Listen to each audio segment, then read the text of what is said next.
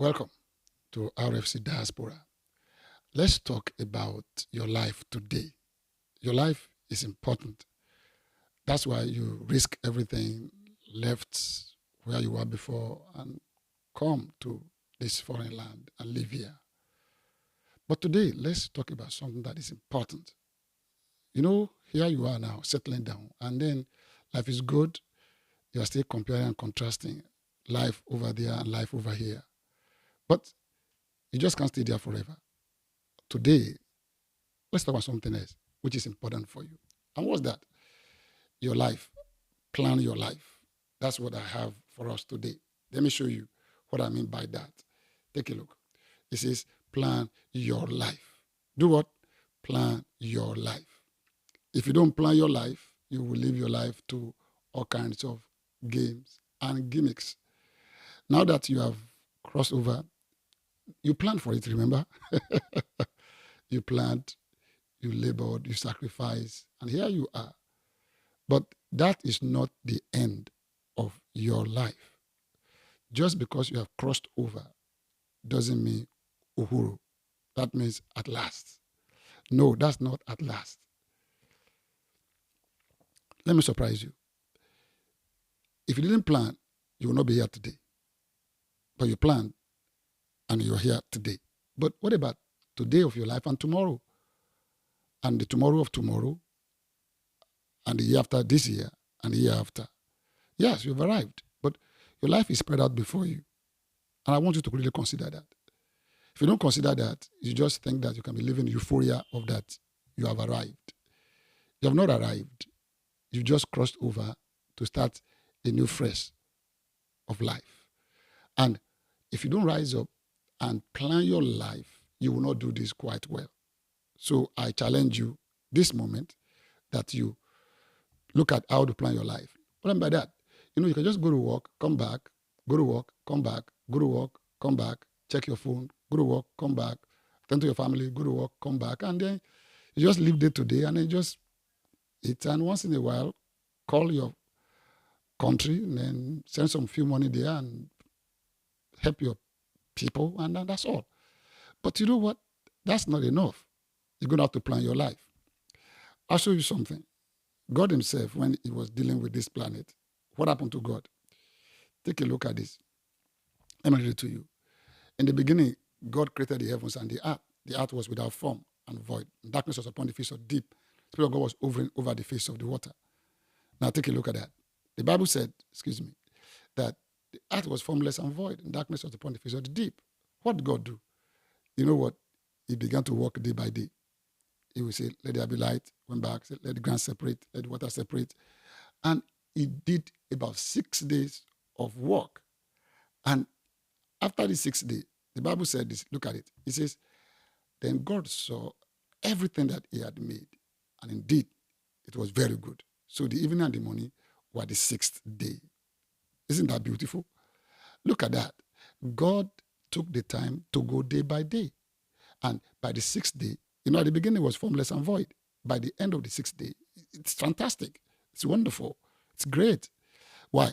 Because he planned 6 days to work. In fact, the Bible said he actually spent the 7th day to rest.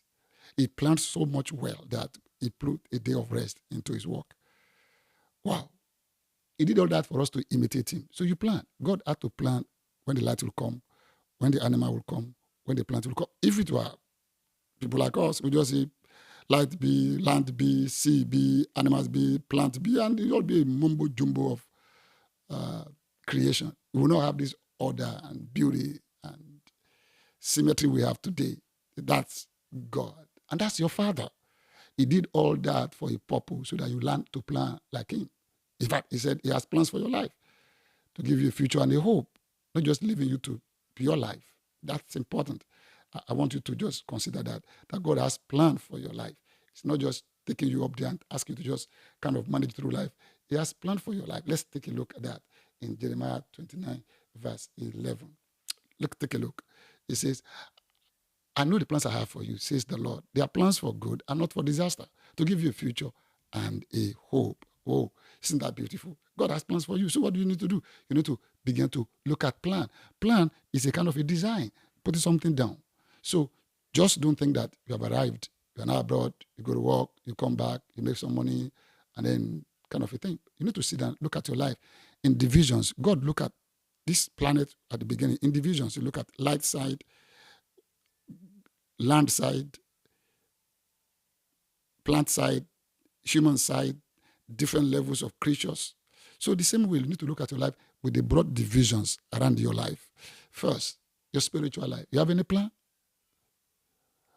Do you have any plan for worshiping God and serving Him? Or just helter-skelter once in a while? See, when you are consistent with worshiping God and serving Him and growing spiritually, it will make your life have a vibrant and viable foundation for every step you take in life. What is the plan for your financial life? Go to work and come back, go to work and come back. How do you plan your money? What do you do with your money? How do you plan? What are the things you need to do with your life? What are the, like, for instance, your family, your children's education? You know that you may have some free education right now, maybe at the lower level. At the higher level, they're going to ask for more money. You're going to pay. Say, for instance, remember, even if you become a priest citizen, you have to pay some school fees for the future. Are you making plans for that? Oh, are you making plans to even buy your own house? Not just rent a house forever? What plans are you making for that? Or maybe even where you come from. Do you plan to do something for your parent? Do you plan to have a country home? You need to look at your life holistically and not just kind of think, oh, we are eating now, we are drinking now, we're great, and we can send some money home. Look at your life, plan it. Look at your career. Do you have a career plan? Or just go to work and come back, and go to work and come back, and go to work and come back?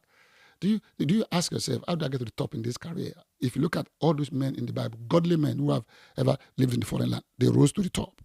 They didn't just stay as a slave forever. Joseph didn't stay as a slave forever in the house of Potiphar. Neither was Daniel.